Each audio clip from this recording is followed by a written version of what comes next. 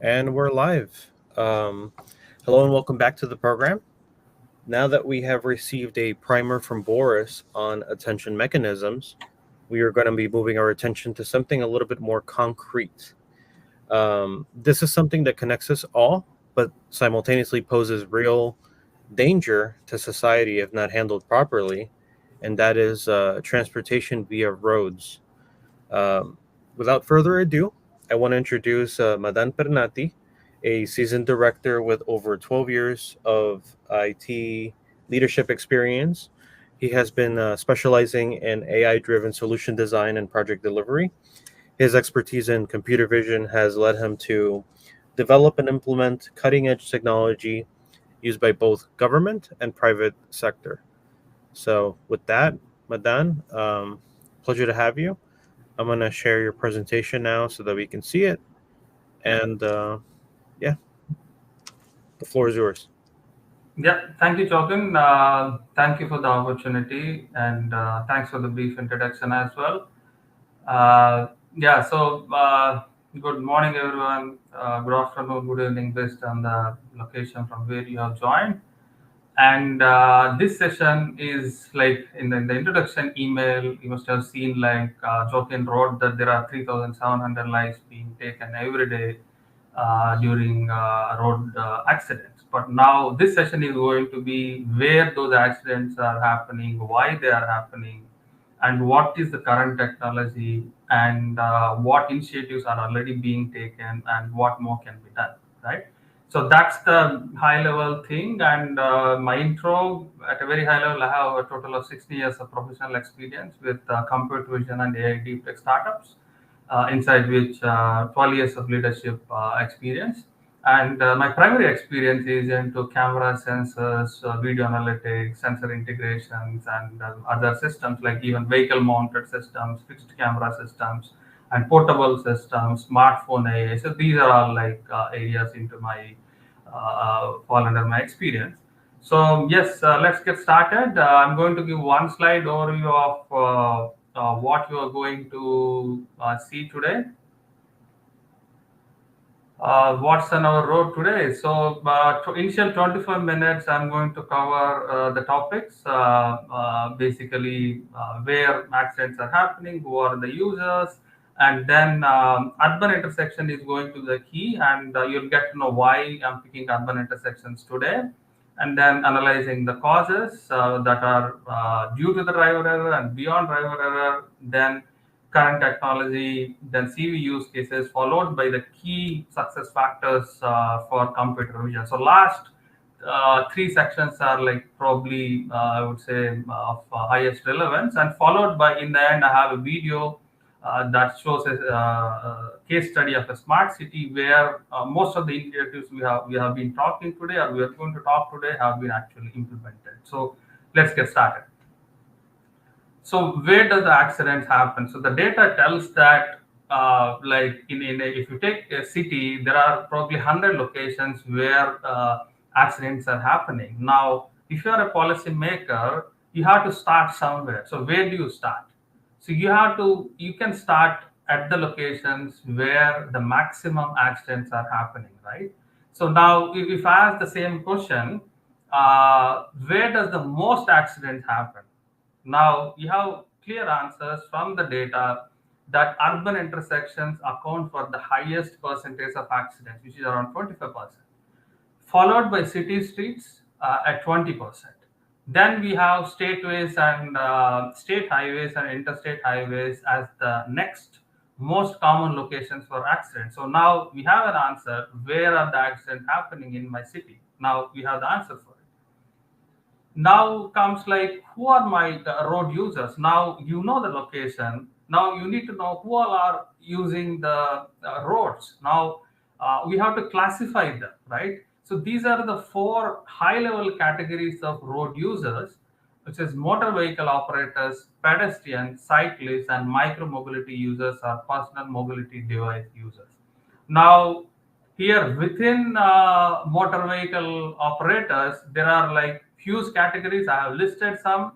And then so now to understand how accidents happen, right? So accidents where a life will be taken won't happen between a cyclist and cyclist. If two cyclists hit each other, they're not going to die. At the same time, two pedestrians hit each other, they're not going to die. But accidents are happening when, let's say, motor vehicle group interacts with pedestrians, or the cyclist comes near to the motor vehicle, or micro mobility users goes near the motor vehicle operator. So this is one scenario. The other scenario is within motor vehicle operators, like a car can hit a truck, or a truck can overspeed, and a truck can take a turn and then hit the car. So within this motor vehicle usage, there are lots of scenarios which you'll be seeing next.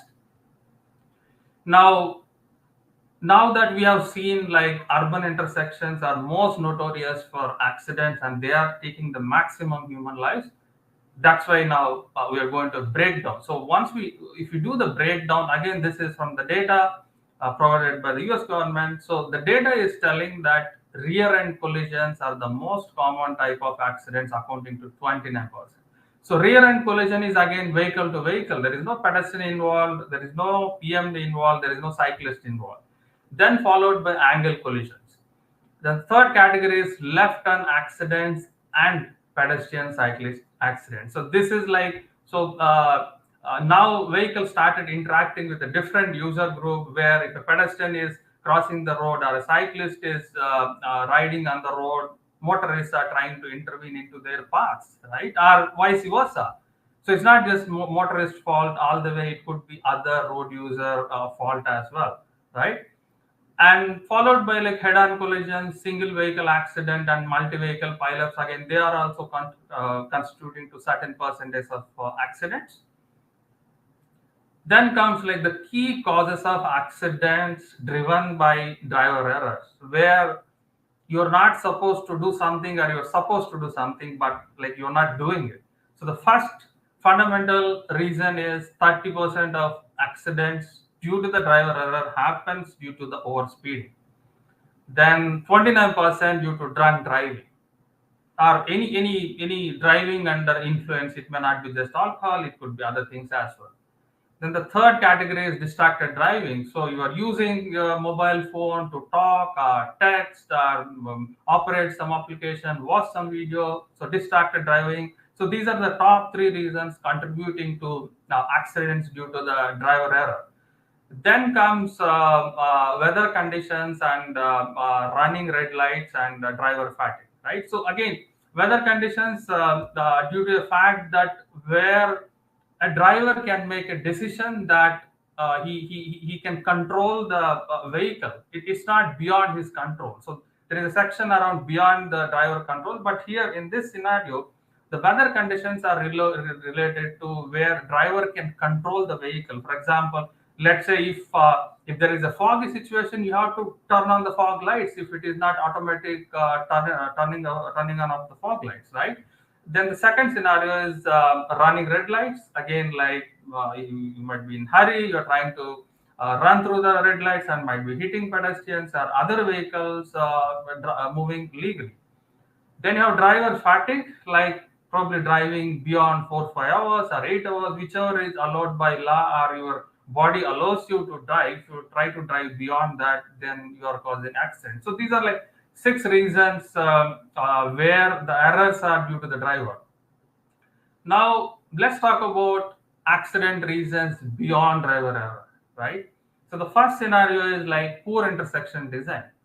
So if you are like a first time driver to a particular intersection, it is highly likely that you might get confused and might take 1 or 2 wrong turns, and there might be a pedestrian coming on the other way or some other vehicle coming and you might be hitting, right? So poor intersection design constituting to like confusing layouts and inadequate side distances. Then comes the environmental factor. So this is a scenario where the traffic lights, let's say visibility is not there, and there is some black ice on the road. Like people living in the US and Canada might be knowing about black ice. It's like a layer of ice on the road where you'll not be able to drive, and then snow and darkness. So these are like environmental factors. Now you can't do anything by sitting in the vehicle. Like all you have is your windscreen, and you have a wiper that is trying to clean the windscreen, but you can't clean the environment, and you can't take the layer of shadow that is blocking you to see the traffic light, right? Then comes vehicle limitation. So limited visibility in large vehicles. So if there is a big truck, right? If the truck is basically trying to take a turn and your traffic signal like turns from like a green to red, it's not truck driver's fault. I mean, your systems have to adapt to the road user. It's not a normal road user. A long truck carrying trailers is not a car, right? So it has like one behind the other. It will take time to move from its location and cross the intersection. So again, it's beyond the driver error, right? So these are like three high-level reasons which are beyond driver error. Then comes like what is the current technology we have at urban intersections. So let's start with traffic signals.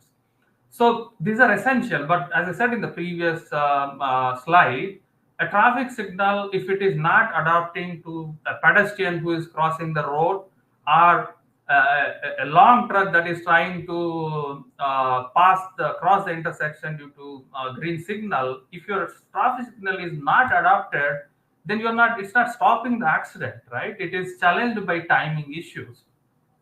Then comes traffic cameras, right? So you have traffic cameras to detect the speed, detect the red light violation, or maybe detect the distracted driving violation. But can a traffic camera prevent an accident, right? Currently, no. I mean, not all traffic cameras are capable of preventing an accident. We'll see how it can do in the later part of the presentation. Then roundabouts, so they reduce severity, but again, like confuse the drivers. As I said, like if you are like a first-time driver, roundabout is not saving you, right? It is still accidents are happening. Then comes the pedestrian signal. So I mean, you set up the signal, but if the signal is not visible to the driver sitting in the car, it can still happen. I mean, we have seen some autonomous vehicles like hitting pedestrians at some intersections. So again, it requires it more like a driver has to comply, but if there is a signal and the car, but the environment has to support the entire device system that's set up at the intersection has to support the compliance and to save the life. Then comes like where are we leading to, right? So we are leading to vision zero. So what is vision zero? So vision zero is an initiative introduced in Sweden with a clear objective that there is no, I mean, we have to make like traffic fatalities as zero. There is no exception, right?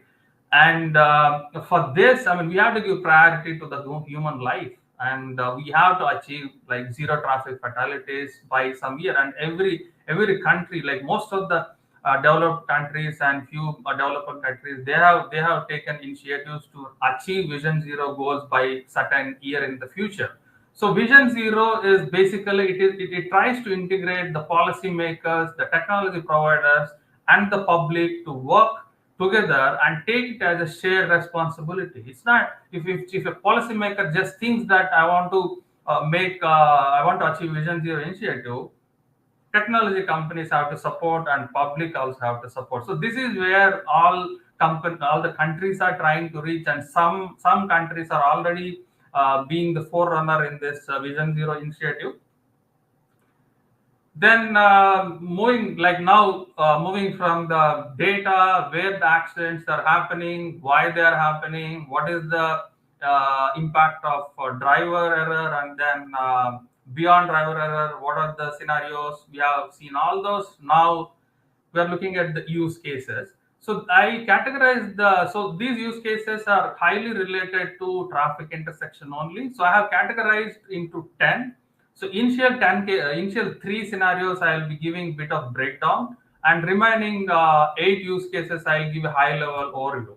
So far, the fourth one is traffic signal optimization. So this is like basically controlling your traffic signal by providing some input that, hey, there is a pedestrian, you have to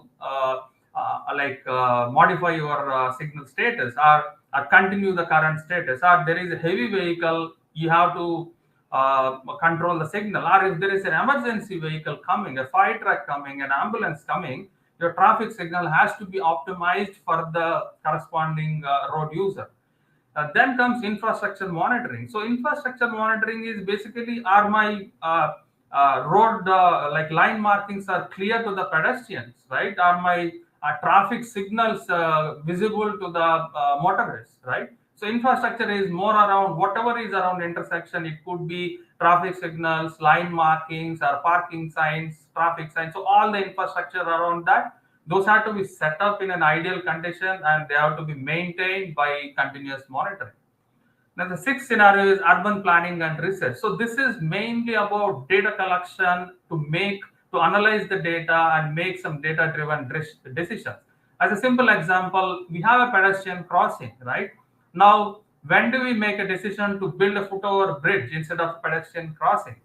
Or if you have a single lane road, do you have to make it like a 2-lane road or 3-lane road? When I have to do it, and why should I do it? So that's where this urban planning and research comes into the picture. A lot of use cases, again, like if there are too many cyclists using the pedestrian crossing, then that might give a indication that we need a bicycle lane. So everything like all the policymakers, city planners will use these vision-based systems to collect the data to arrive at decisions. Then comes temporary traffic management. Again, like a lot of road construction might happen, and you as a motorist, if you are like a first-time motorist, it might be even more complicated. But even if you are a regular motorist, you should know where a lane is closed, or where a left turn is closed, or where entire intersection is closed, for argument's sake. So temporary traffic management again require a lot of sensors and other integrated systems to communicate with the road users. Then the eighth one is advanced traffic system support. So far we spoke about only even in the road user group. I did not include autonomous vehicles as an example. Now, advanced transportation system, they require support where the devices or the entire road infrastructure is trying to communicate with the road users, right? Or the road user is trying to ask, hey, what's your status, not being physically there, right? So that's where a lot of support for autonomous vehicles and even the PMD, portable mobility devices, also can happen here. Then comes ninth one, environmental and contextual monitoring. This is slightly related to infrastructure, but it's more around environment. Is there a fire happening? Is there a smoke happening? Or is there too much fog at the intersection? Or is there too much ice at the intersection? And basically, the environmental monitoring around the intersection using a combination of IoT sensors, cameras, or any other possible devices to prevent an accident or to save a life. Then the last one is pedestrian and accessibility support. So this is again like, do we have enough? Like again, we have to do analysis, dedicated analysis for pedestrian. Are there like too many wheelchair users, right? So are portable vehicles for the physically handicapped people? Do you have to do some additional? So kind of like this requires like dedicated support, and again, your regular CCTV cameras that were put at strategic locations, they may not be catering to the data requirements for this kind of support, right? This kind of analysis. So now let me go back to the initial three sections. So two categories: traffic monitoring and analysis, and safety and incident detection. So you might see a little correlation and little overlap here, but nevertheless, I'll start with the traffic monitoring. So multimodal traffic analysis includes basically detecting all the road users, no exception, then categorizing them to high-level road categories, like a motorist and PMD, cyclists, and pedestrian, right? This is fundamental. Then if I go to the advanced vehicle classification, again, like within the motorist, I have to classify it's a car, truck, or a LCV, or a van, or bus, or a fire vehicle, and all, right? Now let's go one step even more deep. Now within the truck, for example, we may want to detect the number of axles in the truck, and we may want to detect the spacing between the axles, and we want to detect the number of trailers it is carrying. Like a single truck can be carrying like 2 3 trailers. So again, vehicle dimension measurement, this is like advanced level of analysis to count the vehicles that are used in the intersection. And the second two scenarios here, the intersection queue length estimation, then turning movement counting and analysis. Again, you have to detect the vehicle, classify the vehicle, and seats and track the vehicle across the scene. Then the important one, near miss analysis. So some of you might have heard this or might not have heard this. So near miss detection is basically any road user coming close to each other where a potential accident can happen and lives may be taken, right?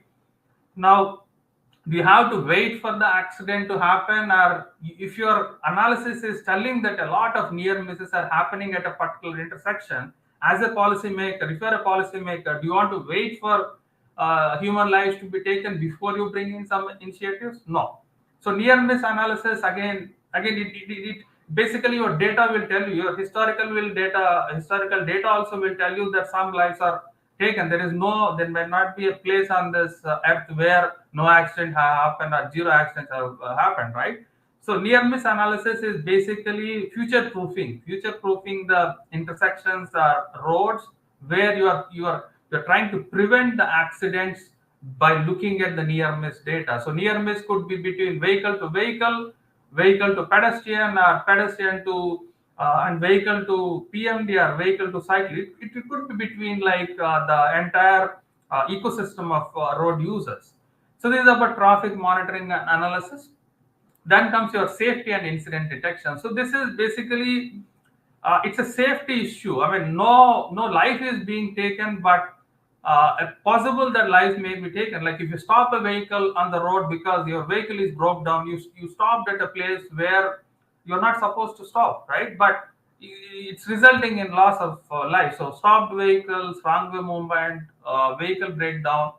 Then comes your traffic incident detection, like road congestion, queue jumping, and vehicle allocation. So this is like if there is a traffic congestion happening every day at particular time of the day, then you have to do something like analyze the data, see if we need like more lanes, or see if we have to increase the signal timings. So again, like based on this data, you may have to come up with some incidents.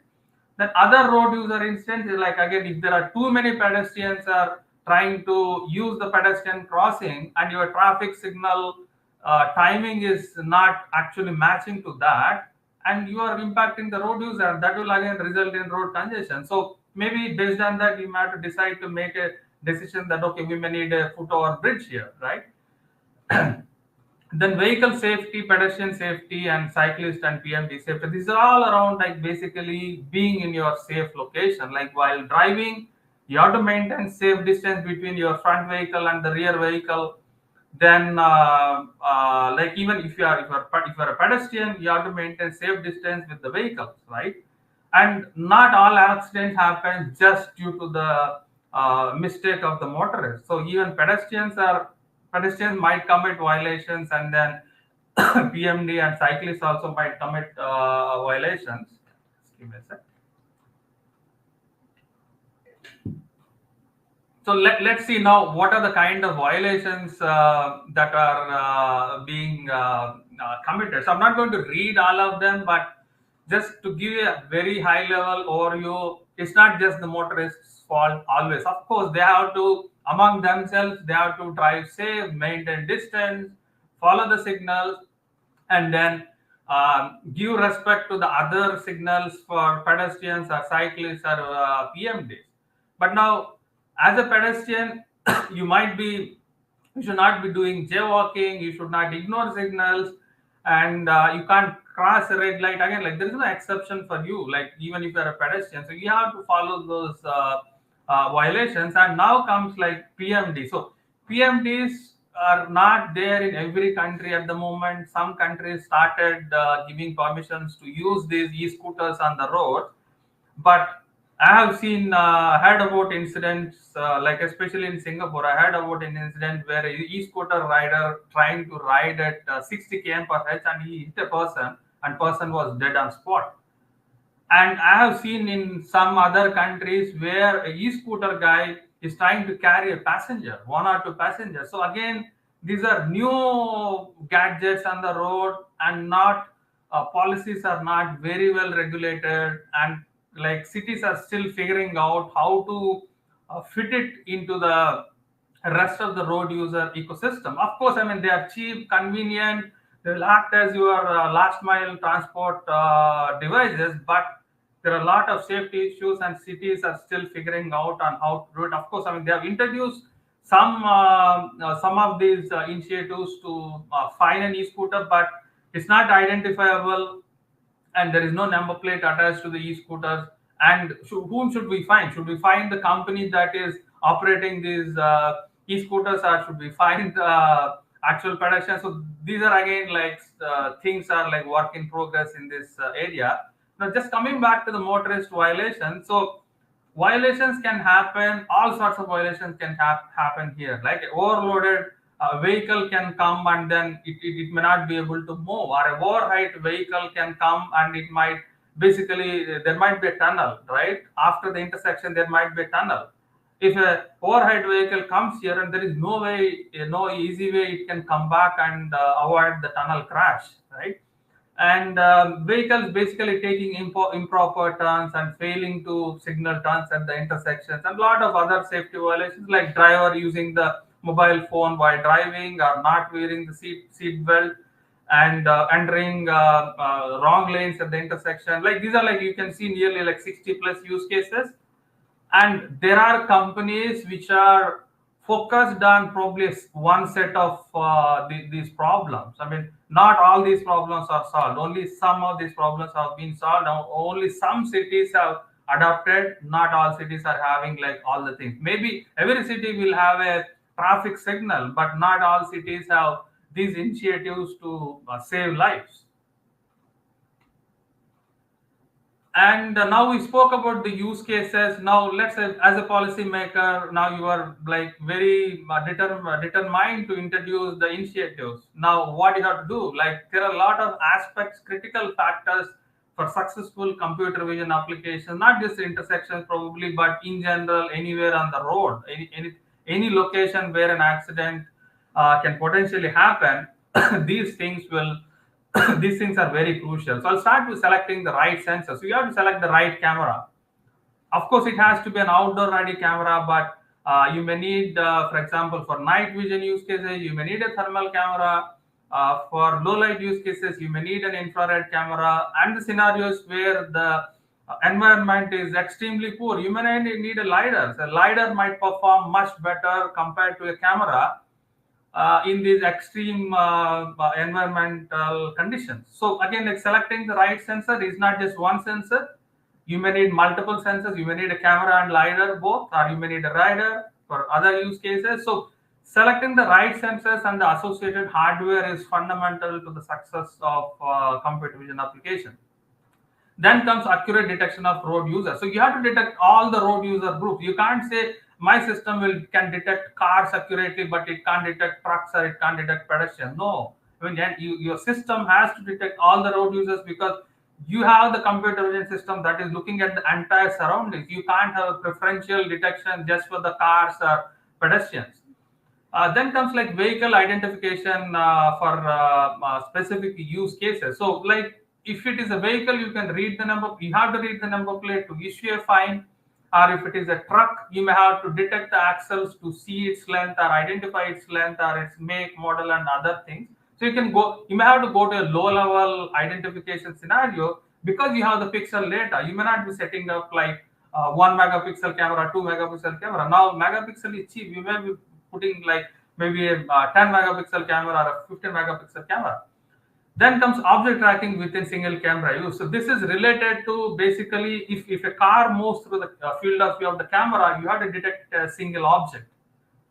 For example, if it is visible in the scene for say 5 seconds, and if your camera frame rate is 30, you have like 300 frames. Now you can't generate like 300 results for single vehicle. So you need accurate object detection algorithm, you need accurate object tracking algorithm. And thanks to Boris, I think he spoke a lot about segmentation. Accurate segmentation is very important for accurate detection of the object, localization of the object, and subsequent tracking of the object across multiple frames, right? Then we have like multi-camera object correlation. Now, for example, if there is an intersection here and after that there is a tunnel, or you found a vehicle that is whose brakes failed, and that vehicle is speeding, and you have to detect that vehicle at the next potential location where it might take a life, right? So you have to track the vehicles across multiple cameras accurately. So this is not just about reading number plates, but identifying the number plate, identifying the vehicles beyond number plate. It's basically you detect the vehicle, identify the vehicle, and track it. So tracking it across a network of cameras for real-time avoidance of a potential accident.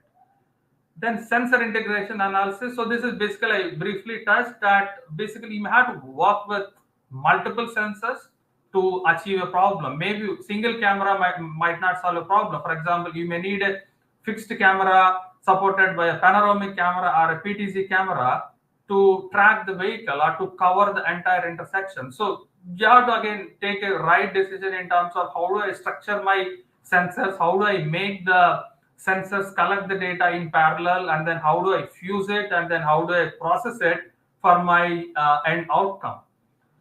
Then comes system reliability and scalability. Again, as I said, like object tracking, multi-camera object tracking, right camera, accurate detection, all these are basically linking to the reliability. You set up a system that is giving like 90% false positives and 10% true positives. And public will not like it. Government will not like it. It might be taken away. So this is mainly for the technology vendors who are trying to develop systems for this kind of use cases, that you have to develop the system, you have to train your models, or you have to make your sensors grab the data where it's maximum true positives and minimal false positives.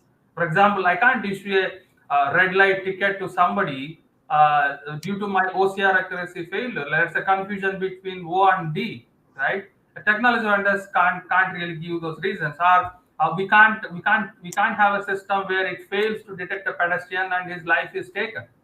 So again, a system has to be reliable and it has to be scalable. If you start with the POC in one intersection, maybe you'll given a contract for entire city intersection or entire country intersections, and all of them have to work in tandem. So again, scalability, you have to be ready. If you're a technology provider, you have to be ready with system scalability as well. Now, remaining four topics, I'll touch this high level. So, privacy and security considerations. So, we have a panel discussion on this, but a very high level, I'll talk about two scenarios here. So, I have at an intersection, I have a system where a pedestrian is trying to cross the road, right? And I have a system, a camera, which is trying to detect the pedestrian and stop the traffic signal to control the motorist. Now, in the scenario one, if my system can't mask the face, but it can detect my person, if it can detect the person, should I accept it or not? In the second scenario, system can basically do the masking and then detect it, but it's not available. Like there is no system in the world which can detect a person, mask it automatically, and then control the device. For argument's sake, now should I worry about privacy or should I worry about saving his life? Now, in the scenario one, if the technology vendor says that, okay, we are detecting the person accurately, now we are giving you, we have set our policies that his face will be masked before storing into the database or file storage or whatever, right? Then the technology vendor just have to match with the expectations of the policymakers, and policymakers also have to see the big picture, right? It's not about scraping the data from internet and then using your faces to create the model. We are talking about saving lives, right? So to save lives, privacy and security consideration should not stop from deploying a system. Yes, they have their significance, but it should not stop. But we'll talk more about and take the perspective from other speakers as well. But Then the last three categories: interoperability with existing traffic infrastructure. Basically, if you set up a camera, it has to be integrated with existing devices at the intersections. Now, Now it is taking data, and now camera is ready with some decision, a real-time decision. Now it has to be integrated with the devices which have to be controlled. So this is both input and output integration. Just the input is not sufficient. Once camera has a decision to make, it has to be given, it has to be integrated with the device that can actually act, and then control the motorists, or give the motorists or the road users, and save lives. But then people are saying thank you for the presentation. Yeah. Thank you for the good data. Armin also says thank you for the data. I think you bring up an excellent point here with do we need to prioritize privacy or safety? And that is an excellent segue to the next presentation. I think for now, we're going to be cutting it short. We have the next one coming up. But I think you made a compelling case with all these things. If anybody wants to connect with Madan, please scan the QR code. Also, you can rewatch this session, and towards the end, you have it available. Also, you can connect with him via the platform. We'll see you in the next one in 5 to 8 minutes. So Thank stay you. tuned for more. Thank you. Thank you, Madan.